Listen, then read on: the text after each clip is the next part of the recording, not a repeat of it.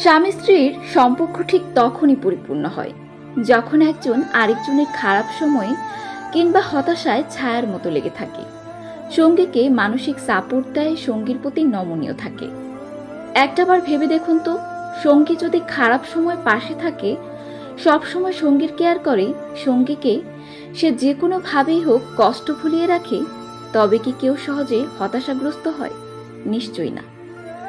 মানুষের সবচেয়ে কাছের বন্ধুটি হচ্ছে তার জীবন সঙ্গী, আর সেই কাছের মানুষটাই যদি কষ্ট বুঝতে না পারে, তবে আর আশা রাখার জায়গা কই?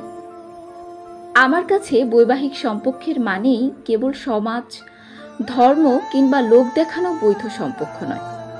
আমার কাছে বৈবাহিক সম্পর্ক মানেই পরস্পরের মিলবন্ধন, যে সম্পর্কে বৈধভাবে মানসিক এবং শারীরিক শান্তি পাওয়া যায়।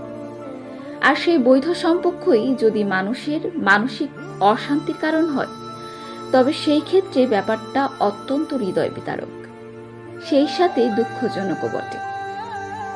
সঙ্গীর খারাপ সময়ে যারা সঙ্গীর সাথে দুর্ব্যবহার করে, সঙ্গীকে আরো দ্বিগুণ মানসিক যন্ত্রণা দেয়, তারা মূলত অবিকল মানুষের মতোই দেখতে অমানুষ। আর এই অমানুষগুলোই স্বার্থপরের মতো শুধু নিজের ভালো দেখে। শত অভাব অনটনের মধ্যেও সংসার করা যায় যদি সেখানে শান্তি থাকে, তবে মানসিক অশান্তি নিয়ে একটা দিন পার করা যায় না সংসারে। আর এই বোধ শক্তি পৃথিবীর সব মানুষের থাকে না।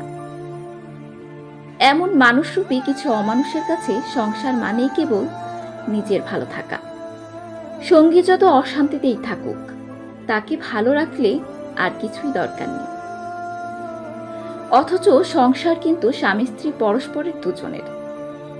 সেখানে শুধুমাত্র নিজের ভালোর কথা চিন্তা করাটা এক প্রকার স্বার্থপরতা।